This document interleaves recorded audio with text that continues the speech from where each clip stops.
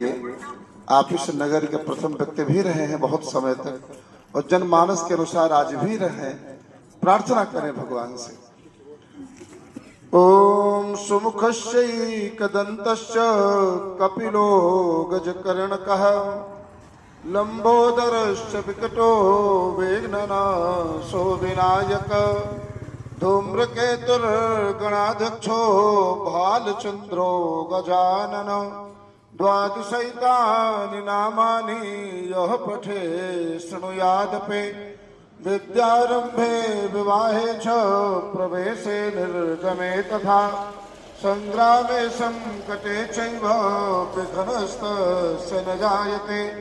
शुक्लांबरधरं देवं शशिवर्णं चतुर्भुजं प्रसन्नवदनं ध्यायेत सर्वविघ्नोपशान्तये।